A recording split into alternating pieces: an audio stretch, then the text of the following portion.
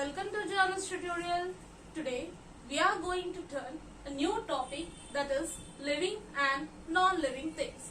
So here in this video we are going to check out the differences between living things and non-living things, and also I am going to give you some examples for living and non-living things. If you are new to my video, then please don't forget to subscribe my channel to watch my upcoming videos. Okay, let us enter into our topic. Now here I am going to explain you what is meant by a living thing or a living substance.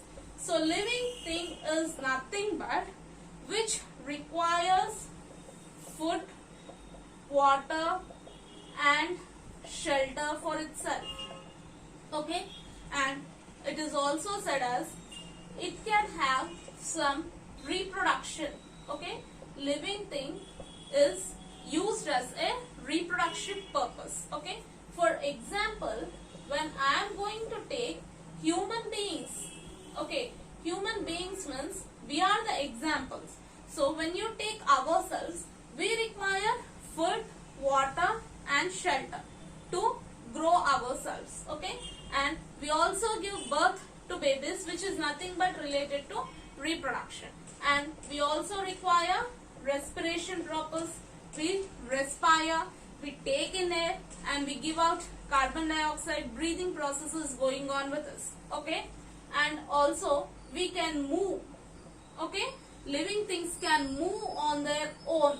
For example, we try to move from one place to another place. We walk from one place to another place, which is nothing but we are trying to move ourselves. Okay, so living things characteristics are nothing but they require food, water and shelter. They also have the property of reproduction.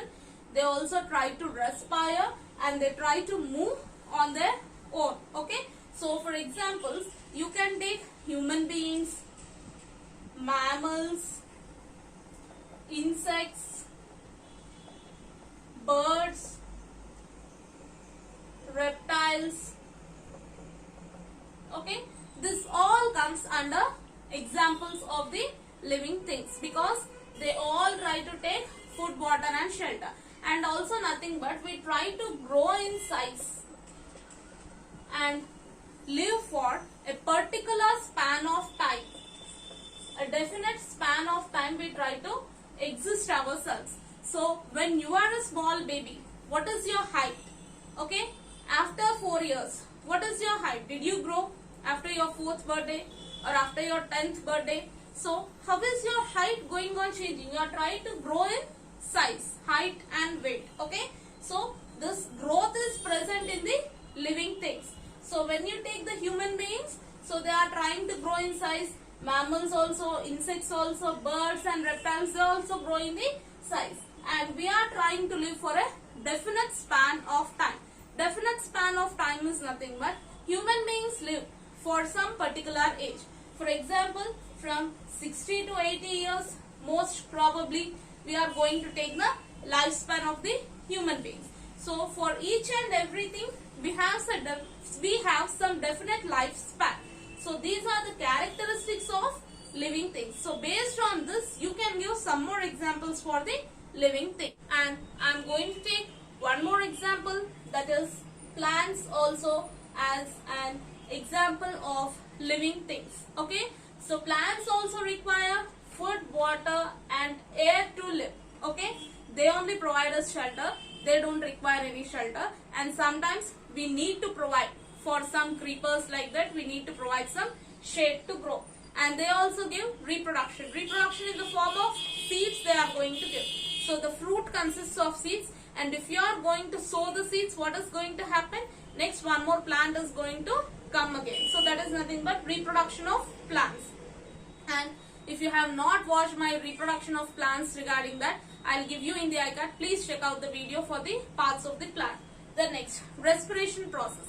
Yes, plants take in and give out the air. So they take in which gas? Yes, they take in carbon dioxide and they release the oxygen which is required for the humans. Okay, and do they move on their own? No, they cannot move on their own. Plants cannot move on their own, but they are considered as the living things because they have one more property which is nothing but they try to grow in size. Okay, a small plant you can see here. After some days you just water it daily.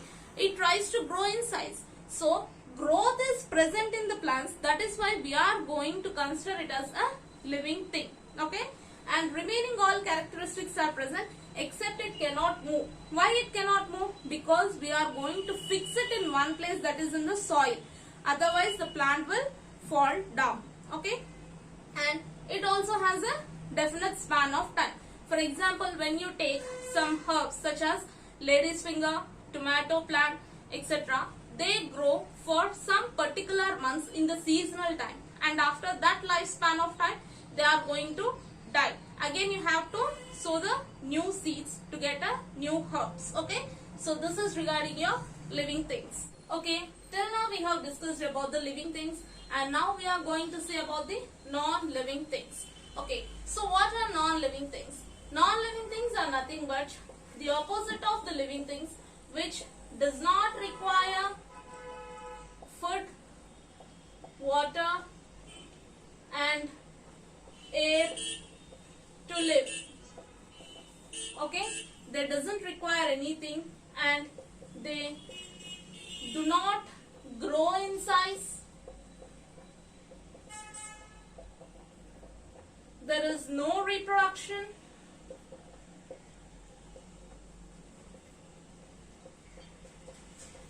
And also no definite lifespan. So these are the characteristics of non-living things, and also they cannot move on their own.